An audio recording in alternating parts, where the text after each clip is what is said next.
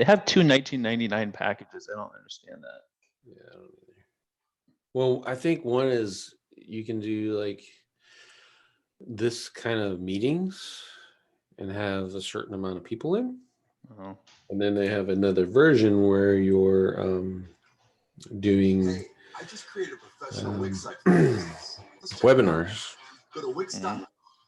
So instead of having everyone show up like you and I are here now, you can do a webinar thing, like 1,000-seat webinar if you want to. Or Oh, wow. I think it scales up like by 100 or something like that. I'm not sure.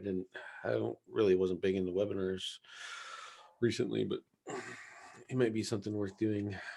I don't know. I see all these people putting out these courses, and I'm like, fine. Right. It's time for me to get on the ball.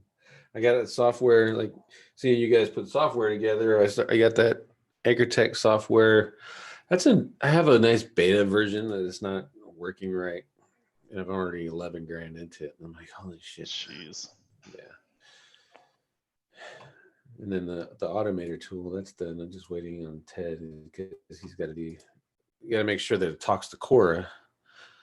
And the version I had done for 4 talked to Quora just fine, but Quora 5 is like, no, fuck you, I'm not really communicating. Are you still thinking about doing something for schema? Yeah, for sure. I want to do that. That's the hands down ones, because I'm taking on more and more clients with bigger pages, pages, and I need something where I can just take a CSV. The guys put it in there, and I plug the CSV in the software, spit it out, and go, here's your schema, apply it to the pages. Yeah, that'd be good. I think just a CSV upload would be perfect. Yeah, and I think I wanted to do it kind of like how Schema app has it set up, but I don't want it so that when you cancel your service, if you cancel using it, then you lose everything. Yeah, you lose everything, and I think that's garbage. So it's great for them on their retention side, but people like me, I'm not afraid to cancel. So right. I'll go without schema before I'll be held hostage. Right. You know what I mean? So, all right. It looks like everything's working. Guys, if you can let me know if you see Jordan and myself. Yeah, there's Jordan. Cool hat. He's going to sell those on Etsy. So that's right. That'd be a good, that would be a good lead gen thing right there. I know. I don't do ecom though. I need to hire someone. $14.95 for shipping and handling. You pay for your hat and you get some these hats were $30. Oh geez, you get ripped off. Call it Chinese. Oh, actually, I know. All righty. So, all right, good. So sound and audio. All right, everyone, welcome to SEO This Week, episode 130. Today we're going to be talking a lot about tools. I have some that I found, and also we're going to end it with Jordan here. He's going to give us a nice tour of GeoMappy. Hopefully I said that correctly. Yep. It's your new rank tracker for GMBs. I got to play with it. Actually, Jordan was nice enough to give one of our staff some extra credit, so we got to play with it a little bit more. And it's really cool. I have some questions. Obviously, be a little bit of devil's advocate. I don't want to be sure thing, but I like questions because questions make products better. So we'll check that out, and Jordan will give us a complete tour. So if you have questions about GMB ranking and all that stuff, have those ready in your pocket so Jordan can answer those as he's going on. Also, if you look in the comments, there's a direct link to the product. It's $25 a month, and then you can buy credits on extra. I believe the pricing's right. Let me look real quick. Yep, $25 a month for the subscription, which is completely reasonable. And then if you're one of those nuts that has a bajillion maps like Jordan, then maybe you might need to buy some more credits. But I've already used them. Mine up. But check out the page as well. Not an affiliate link. I'm too lazy to ask for one, and I don't want to put one together. So maybe next time. Anyway, let's go through the stories and bring up the screen. And lesson learned from last time, I have to make sure that it's always being shown. Share. All right. You guys see my screen now? Hopefully. I can. Okay, you can. Good. That's good enough.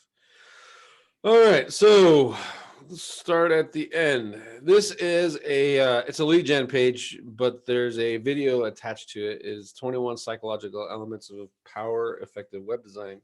And there's an infographic if you sign up for it. The infographic is well worth dropping your email in there. If you want to, give them a dummy one, but they're putting out some really great content. The reason I shared this is because of that video. The video walks you through the infographic and the thought process behind leveraging it. I like to model people that are doing great and wonderful things, and I think this will help you if you're into landing page design and setting up conversions. And it applies to everything that you're doing. So local, e-commerce, whatever. You can make a good landing page using these tips. The video is a part 1 and there's a part 2. Both of those are an hour long, so grab some coffee if you want to watch them. I sped it up a little bit just because just the way he talks and the way I learn, but I think you're going to get a lot of great information out of this. So check that out. It's at marketingexperts.com. I gave the URL right to the landing page on my post on right here. The URL is directly to that landing page, so you don't have to search for it if you don't want to. But it's really good. I would highly suggest at anything, just checking out the video. Next one is one that Jordan and I were just talking about, is that Google extended the same match, same meaning, close variants to phrase and broad match modifiers. Basically what that means is before, if you put an exact match, then they would give you an invariant. So if you're looking for clothing, you were like, you had a, what is it? Like, yeah, like here's a good example. Your ad is for clothing, but someone searched for clothes, Google will pop that up, right? And then they would show your ad and you're like, how come Google's showing my ad? I have exact match. Why is it showing me for these other terms? Well, Google's extending that into phrase match and broad match. And one of the things Jordan and I were talking about, and Jordan, you can expound on it if you want, because you're doing more of these ads than I am, is that it's taking away the SKAG campaigns, single keyword ad group campaigns, and taking the power away from those. To me, this is just, it's like Google advertisers want to, or they have optimized for specific keywords. They've done all their CRO, or they're in the process of doing it, and now Google's throwing this monkey wrench in that kind of screws everything up. What are your thoughts? Yeah, I think the biggest thing is I use the keyword insertion tool still quite a bit just to get as much relevance as I can. I don't use SKAG too much, but this would be a huge problem on those SKAG users.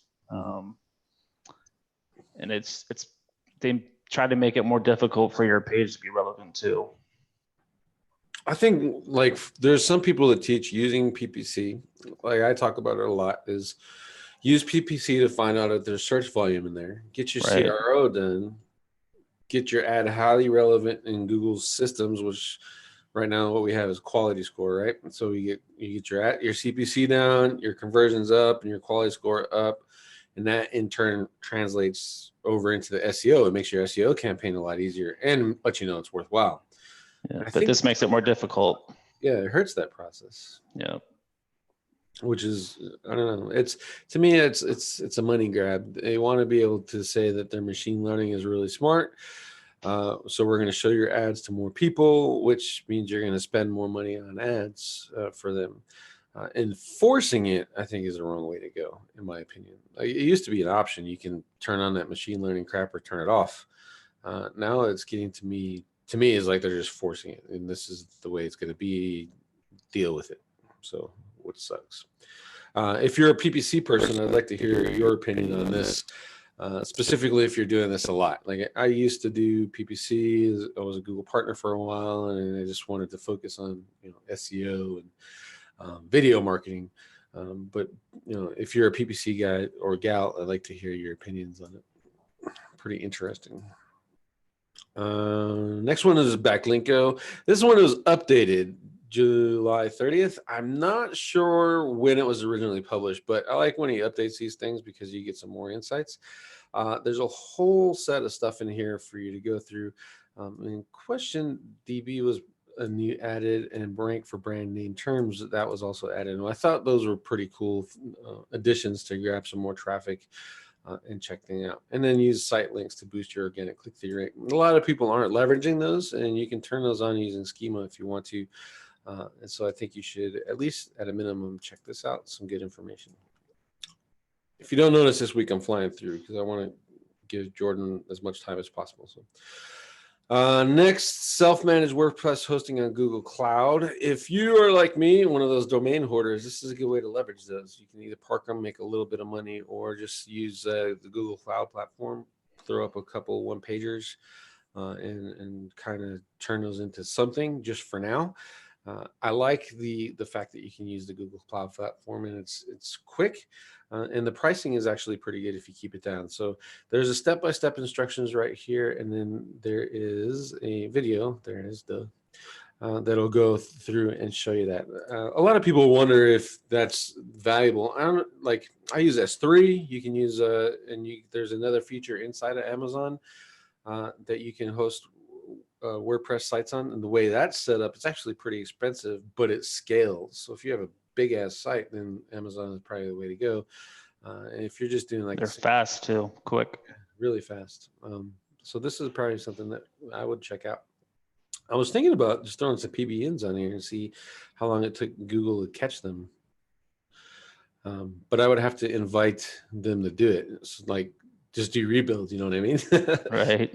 And see how that works. But I think this is pretty interesting and cool, especially if you're looking to get away from the HostGators and GoDaddies of the world. And I hope everyone does that. That'd be awesome. This one brought a lot of attention this week. Neil Patel and Matthew Woodward both put out variations of this process, and that was implementing FAQ rich snippets on their pages to grab more of the search results. And I think it's a pretty good idea. There are some concerns that maybe if you're doing that, you could create a situation where it was not intended to be used. And I do believe that if you abuse it, you're going to have trouble. But if you do it in a common sense way, you're going to have be pretty good. And I just love this idea that you can just drop these questions on your pages and get them. Essentially, it's people also ask, and it's right under your search results. So I would certainly leverage this. This is really cool. And again, that's done with schema, and I'll show you how to do it. I'm getting ready to implement this on one of our sites just to see how it works out for CTR. Yeah, I may test that this week too.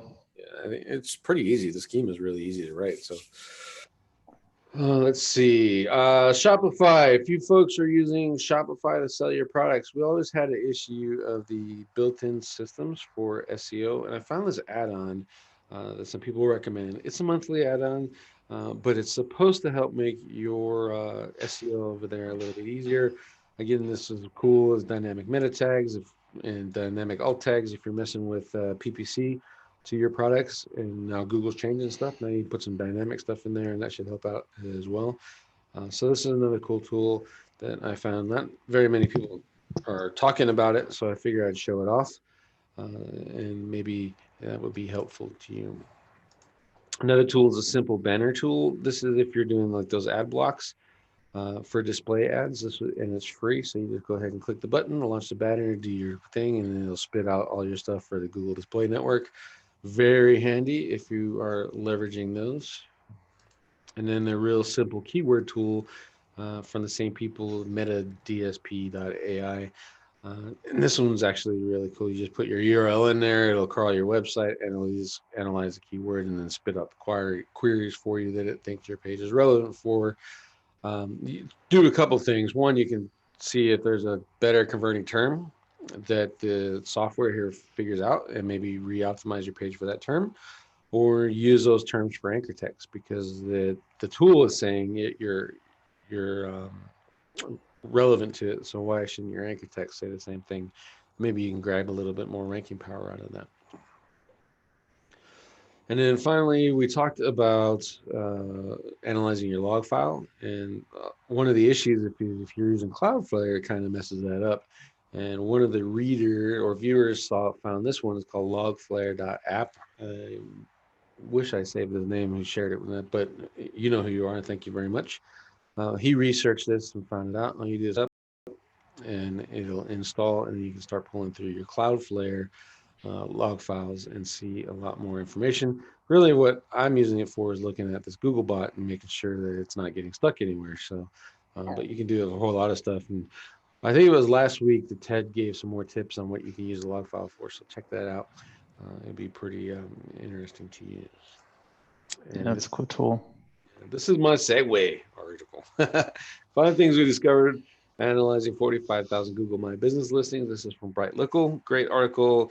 It is a video format, and there is transcription down here, but there's some points that obviously some of us already know.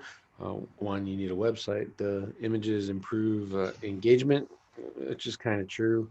And then GMB is not just for brand searches. Customer action rate is up. And then car dealerships are still the standout industry based off of their data that are leveraging GMBs.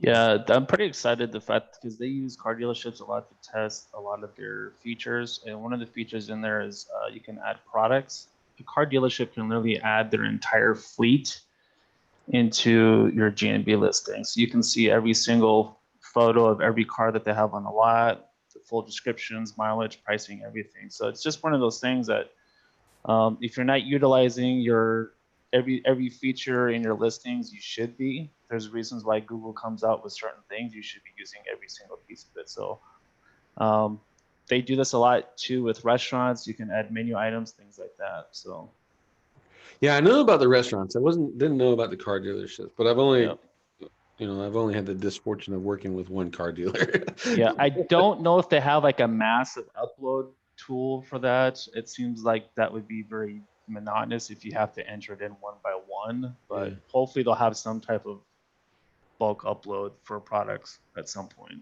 Yeah, it seemed like it would be a full-time job without. Yeah, absolutely. At least for the first, just to maintain it would be kind of the first month. Maybe you're always then you sell a car and have to swap everything back out again. So hopefully there's going to be some data upload that you can do with those. If you sell a car, can you change the images? So let's say you sold a car and then you put sold to reflect, hey, look, people are buying from us. I'm not sure if you can reflect it, what the status is. Yeah. I think you just have to remove it from your take it all database. Yeah. Mm-hmm. Still, that's still a cool feature. But like it. All right, so that's the last of the news stories. Again, I did that quick on purpose because I wanted to give Jordan as much time as he needs to show off this cool guy thing. So the screen is yours, Jordan. And again, while he's doing that, everyone, if you have GMB questions, now's the time to ask. If I have GMB questions, I go to Jordan. So leverage this opportunity. And with that, can you guys see my screen? I got it.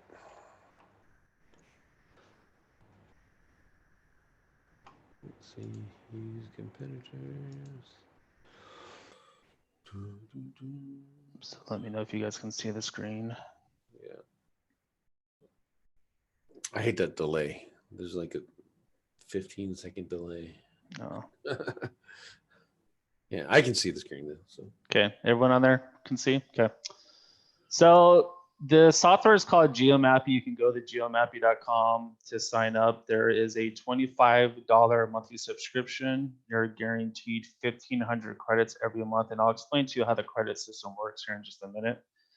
And then if you need to buy additional credits, you can buy additional as you use them, and then any credits you don't use roll over into the next month. When you first log in, we have a pretty easy support ticket system here. So you can come in here if you have any problems with the software, if there's any features that you want to see added. There's about a 10-minute video here that shows you how to use the software, some different tips of how you can use it, not just for rank tracking, but maybe using it for outreach for new customers as well. The tool is very simple to use. You come in here, you click on Add New, and this uses Google's API. So this is only going to work if the address is showing. So if you start typing here, then you'll see your business pop up. If it's a service area business, you have to just click on I will add it manually.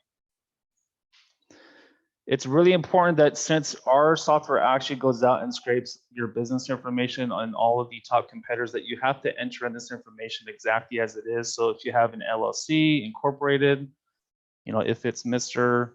period locksmith LLC, you have to match it exactly how it is. With the software, we're in 6 countries: Australia, Canada, France, Germany, UK, and United States. In this example, we're going to choose the US. And you can enter in the zip code of where your business is actually physically located. Then you can choose your mile radius. The reason why I get this asked a lot, the reason why I capped it at 15 miles is because this tool, I wanted to build something that helps you optimize for proximity. And I don't mean just optimizing for plumber Dallas. I mean optimizing for a plumber and things like plumber near me. So that's why this tool is used. I've never ever seen a proximity search query rank larger than 15 miles. If you have something that you think you're ranking more than that, I would love to see it. But when I say proximity, I mean things like just plumber or restaurants near me, those type of searches. Once you run the tool, you have a couple of different options. So you can run a full campaign, which is going to run based upon how many keywords you put in there. In this case, I put in 2 keywords, SEO and SEO Vancouver, Washington. Within that mile radius that you chose, it goes out and grabs every single zip code within that mile radius. So if you click on locations here, what that's doing is it's went out and grabbed about 6 zip codes within that mile radius and matched it with each keyword term that you put. When you see locations, locations is 1 zip code. So the way the credit system works is every time you do a search and run a campaign, it's going to charge you 1 credit for 1 keyword and 1 zip code. When you execute a campaign, you can do it either by the full campaign, so it's going to run all of your keywords, all of your locations at once, or you can choose by keyword, or you can choose by location only. You get a couple different views. Again, you can see the locations view here, see a list of everything. You can also see a map view. And you can target it down based upon the keyword. So let's say it's SEO Vancouver, Washington. I'm ranking #1 within these zip codes, #2. So each pinpoint is a geographical location. Each zip code is tied to its own GPS coordinates as well. You're going to see some different rank fluctuations because just using SEO is technically a proximity term. I didn't put any city relevance in there, so that's why you're going to see different results. So one of the biggest things that I keep telling people is the old days of ranking in the 3-pack, those days are over. Now it comes to a point where you need to rank in as many 3-packs as possible. And when I mean as many 3-packs, I mean if I'm searching from this zip code, I need to make sure that I'm ranking within that zip code based upon that term. Whereas before, back around 2017, before proximity even became a thing, it was pretty easy to rank for that city because everything was based upon the centroid or the center of that city. So that's how Google pulled the relevance from, was from the center of that city. So that's why I wanted to build a tool that really helps you battle proximity searches, helps you be able to target areas of where you need to optimize the most. Any changes that you'll see within your rankings will be colored. So in this case, you'll see green in rank changes. Where you have a positive movement, it'll be a red number if you've had decreases. Any numbers where positions have not moved at all, it'll stay in blue. And this little purple dot that you see here, that's actually your physical location of your business. If it's a service area business, this isn't going to show. So we'll show this, for example. So Mr. Locksmith's in Olathe, Kansas. There's not going to be a purple dot here because it's not a physical business. It's a service area business. Okay. Again, going back to the credits, you're guaranteed 1,500 credits when you sign up. It's $25 per month. If you need to buy additional credits, you just click on the need more and you can buy whichever package you need. So we serve $10 all the way up to 500. And I'll tell you, even having 20,000 credits, that's a ton of searches. And most people, you may not be running a search for the entire campaign. Like if we look on here, let's say this was ranking like number 15. Well, this would be where my focus of optimization would be. So you may only need to run just a keyword plus that zip code search. In addition to the map view, you can click on view details and you'll see a list of every listing that's ranked for that zip code within that area. So you see all your competition on the right. And you can do that for every single zip code location.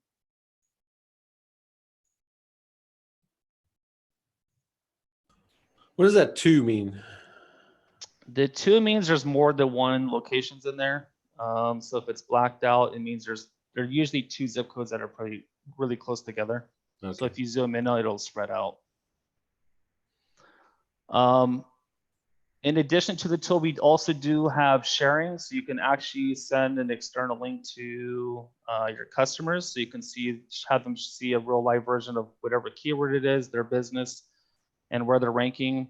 A lot of our users right now are actually using this for an outreach tool, just sending emails out to business owners saying, this is a list of where your service area is. We'd love to help you improve your rankings and the zip code or something like that. So that's one way to help you use that outreach, use those external links.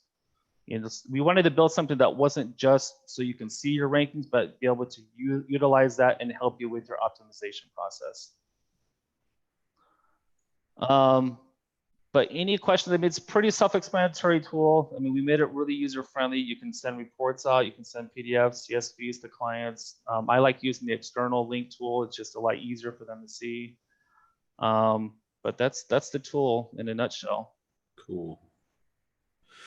Let's see. What were the questions I had? The rank tracker. Can you go to that? The sheet. It was. I think you clicked 12 locations. That's what you clicked. So it shows change. Does that number represent where you're ranking or the change up or down? So that it means that you've increased ranking based upon. So any green changes up means how many you've moved up. Okay. Oh, I see a position. It was just because you had it flipped. Duh. Yep. All right, perfect. And then on the map, the question I had there. So a lot of people know Local Falcon. This one's fine because it'll represent the question. You know how Local Falcon did that grid? Mm-hmm. And a lot of people that are savvy in GMB think of that as I guess the gold standard idea of how you should measure proximity searches. How would you counter the argument? Well, what about, like, say I'm over on, south of Vancouver there on Washington 14, and there's no circle there. I'm standing there. How do I know I'm going to rank in a 3-pack if I'm there versus I'm up there in I-5? Yeah, because the reason why is because we match every zip code with its own GPS coordinates. There's over 45,000 zip codes in the US alone. They all have their own GPS coordinates. So ours is based upon the center of that zip code, and it's based upon the data that we have from Google. So this is what Google uses. So just because, the problem with something like Local Falcon is let's take these two, for example. Let's say, this is the center of the zip code, and you also service kind of within this area right here, but you haven't really touched it. The GPS coordinates is actually going to take your closest location. So the problem is with something like Local Falcon, you may see you're ranking 3rd here, you're ranking 4th here, and then it may show you're ranking like 3 and 3 here. Well, since there's no official GPS coordinates in between those areas, it's taking averages. It's the only way that it can approximate those locations. So everything that we take is an actual GPS coordinates that matches it with its center zip code. So there may not be a GPS coordinates here because this is right on a river. They may not be necessarily anything here, but it'll match it to its closest location based upon the city and the zip code. So if this fault line here lies on this zip code, then it's going to pull that information from here. Okay, that makes sense. That was really the 2 questions that we had. Specifically, when we hand off this to a client, how do we solve that issue? Because we did have our clients, they're hooked on Local Falcon. They see that and they think it's pretty and awesome. But now I hand them this and they're like, well, what the fuck over?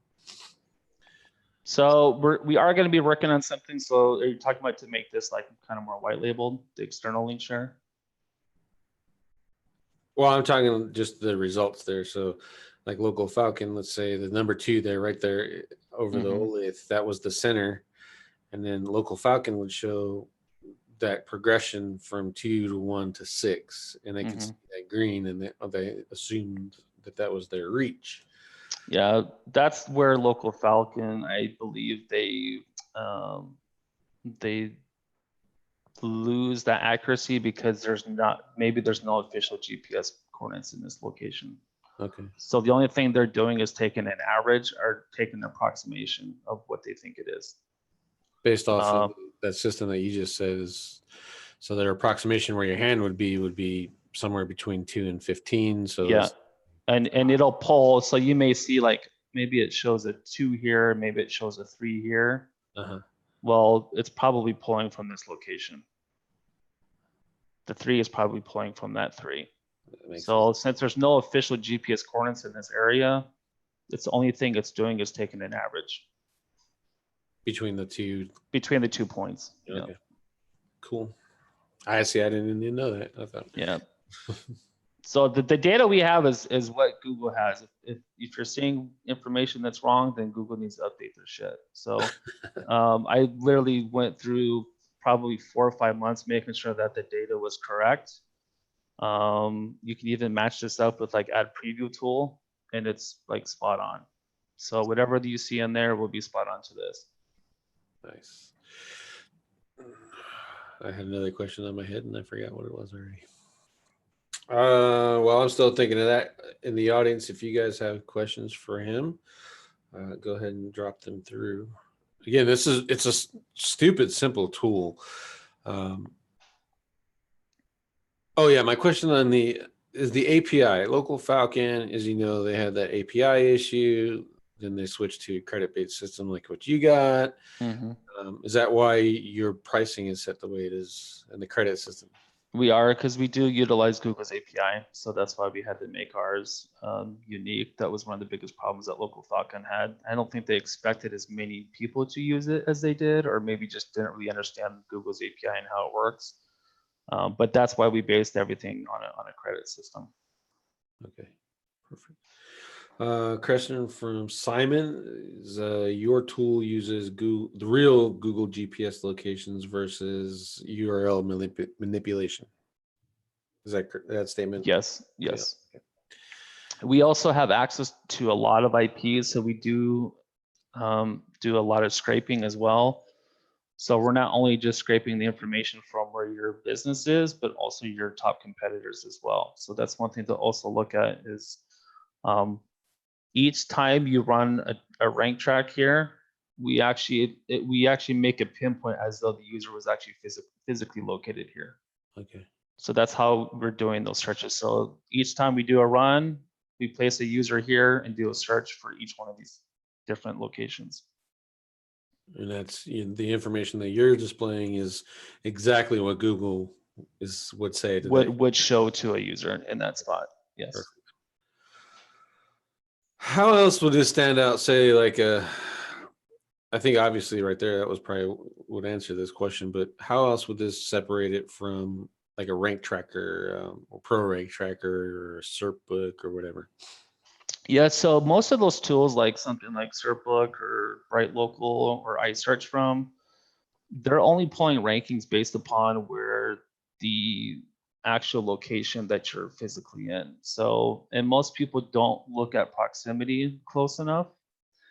And let me go back to the main dashboard here. So if we look at something like this, using something like iSearchFrom or BrightLocal, you're actually typing in the physical location of where that search query is. So it would be as though someone were dead center in Vancouver, Washington, doing a search for that term.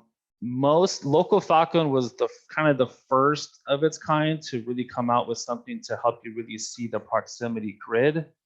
And that's the problem that I see with stuff like Pro Rank Tracker. It doesn't do that. It's still stuck in 2017 map pack optimization where you're only optimizing for the center of the city.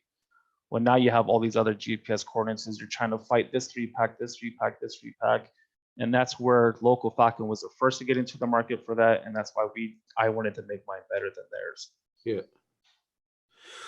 Question: will GeoMappy help in the GMB rankings to stay high, or is there any method that would help? I think a better question would be: are you planning on adding a content marketing campaign teaching how to leverage this data to increase? Yeah, Well, I know you so have your course already, but so we are going to be at some point. I'm going to be adding, like, if you click on this, here's some tips that you can do to help you rank in this area. At some point, we are building a GMB audit tool that's going to actually tell you exactly everything you need to do step by step. So eventually we will get to that point, but for now, it's just rank tracker. But we do, like I said, the reason why I love using this external tool also is this is something that you can show to clients if you're doing outreach. And then, at some point we will be adding some tips and tricks and maybe how to make this 15 become a 3 or a 2. yeah, that would be awesome. Let's see. Exports. I just thought of this on the fly just because I just now looked at it. But if you can you do KML exports? No KML right now, only Excel, CSV, PDF, email. Yeah, I think KML would be awesome, especially if you're doing some map link building. I can definitely make a note of that. And maybe the CSV will, I don't know, I have to try it, download it, the CSV version, and then use Google Earth Pro and see if I can match it up. But that would be really cool, just to have that output. Then you drop it into Google Maps, instant link building tool. Yeah, we have charts too. So once you see ranking fluctuations, you'll be able to send those out with graphs. But I like being able to see this. The map view is what I love seeing. You can at least see, exactly where you are, if you've had increases, decreases. Yeah, this would be cool for audits. Like you were saying that one of your users was using them for outreach. That would be awesome. Yeah. I would actually take this page and embed it on my website inside it for the audit, so they see everything all right there. But yeah, and just contact all these guys. Be like, hey, here you are at number 18. Who wants to be up here? Yeah. It's a good tool. People are visual learners. I'm a visual learner. It's nice to just see something nice and big on a map. Makes sense. Let's see. Question from Scott: is there any plans to add in post or other GMB management features? Not directly built in this. That's going to be another tool that we're building. It's going to be a full GMB audit tool. So it's going to tell you how many citations you have, how many posts you have, how many reviews you have, if there's been any user edits, which I know that's big right now. People want to know if users are making edits to your listing. We're going to add that feature in there, but again, that's later down the road. Yeah, that would be really cool. This took 9 months to make alone. I almost gave up on it, and that's why I call it my baby, because it took 9 months. But there's a lot that goes into. I don't know if you guys ever built software before, but it's a lot of work. So And it's expensive. Very expensive. Yeah.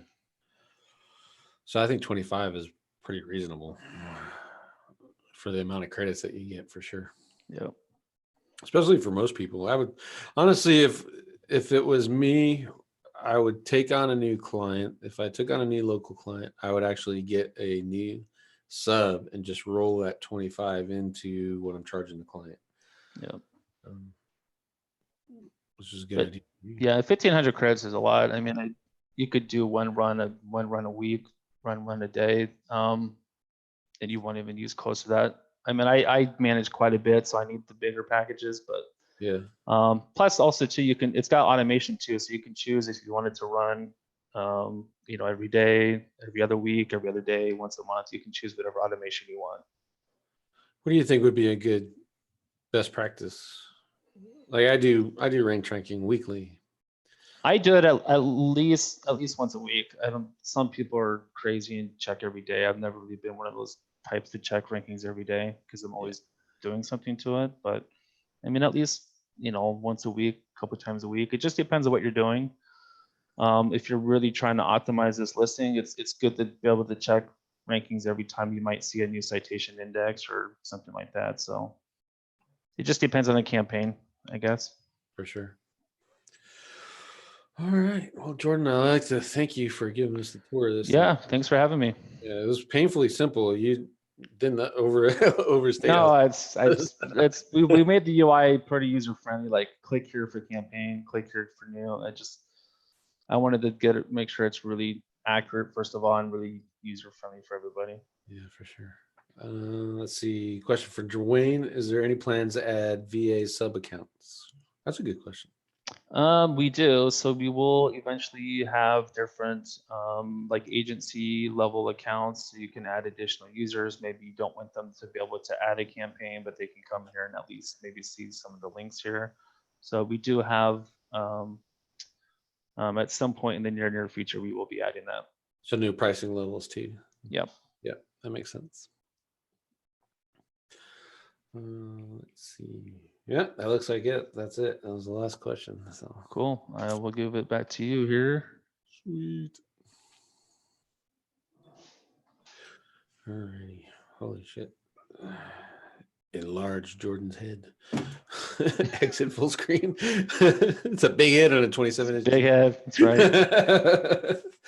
All right. So with that being said, again, the link is geomapy.com, geomapy.com. $25 a month is well worth it even if you just want to test it out and you can compare it to the other tools that you see. Our agency, one of our staff members got it, is testing it out as well, and we're getting ready to plug one of our clients into it that has a significant number of maps, and we're just going to see how long it takes us to burn through that standard credit thing. But for sure, if he's adding more pricing options, and that'll be good for you too. Plus, it'll get you away from rank tracking it every day. So when you're on a credit-based system, that's for sure. Speaking of ranking tips and stuff, Jordan does have that course. I don't know if you're still promoting it. Are you still selling that? Yeah, we still have it. It's GMBmasteracademy.com. GMBmasteracademy.com. So check that out. I've taken that course. And you learn some nuggets, even if you think you're an expert. So go ahead and try it. We've added quite a bit too since you've been in there. So. Oh, really? See, I need to go back. I'm a slacker. I just go through and learn everything and then walk off. Yeah. Sweet.